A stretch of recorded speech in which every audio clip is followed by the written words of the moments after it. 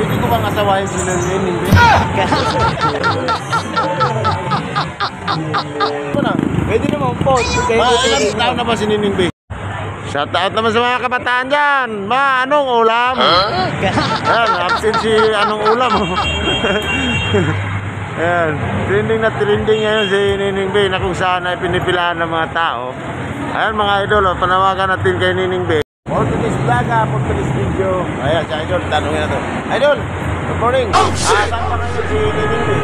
Wala pa mo, mamaya pa uyang hapon. Mamaya pang hapon. Trending na trending ngayon si Nining Bey. Yes, Nining Bey. Oo.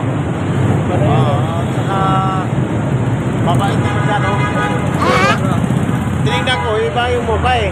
Hindi namamansin, akala ko si Nining Bey. Kaya Nining Bey, kaya pala hindi pala siya. Mamaya pa uyang hapon. Oo. Ayan guys, dito, anong lugar to? Carriedo. Yung address? Carriedo Street. Orne Rizal Avenue. Horizon Street. Ano trabaho mo dito? Yung Tricycle boy po. tricycle boy. Kung halimbawa sasakay ang mga pupunta dito kanina, sasakay ng tricycle, magkano yung isang ano? Depende po kung saan po sila lugar. Saan location sila Pupunta? Yes po. Pagka galing doon sa may kanto na rotonda, papunta dito kay Nining Bey, magkano naman? Depende po. Sa kanila po kasi yun sir. Pwede naman po sila mag-jeep. Pwede naman po sila mag-taxi.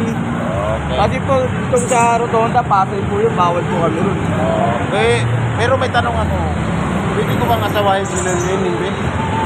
Baka pa po yun sir. Bakit? Pwede naman Pwede naman po. Ilang taon na ba si Nining Bey? Ilang taon na ba si Nining Bey? Nasa 18 pa, sa 18 yata, 70.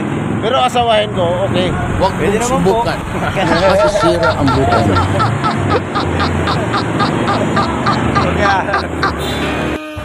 Shout out naman sa mga kabataan dyan. Ma, anong ulam? Ayan, absent si anong ulam. Ayan, trending na trending ngayon si Nining Bey na kung saan ay pinipilahan ng mga tao. Ayan mga idol, panawagan natin kay Nining Bey.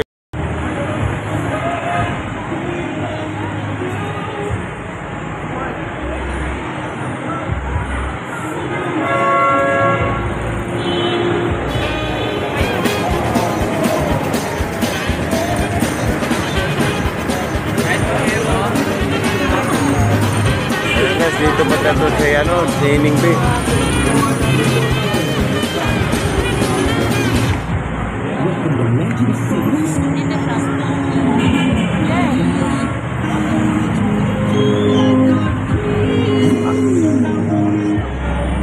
Nining Bey!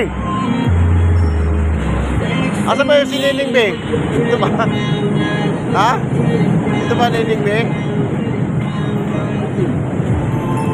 Bakit nag-iba ang mukha? Napagod na yata si Nining Bey. Ay guys, si Nining Bey, asawahin ko na to.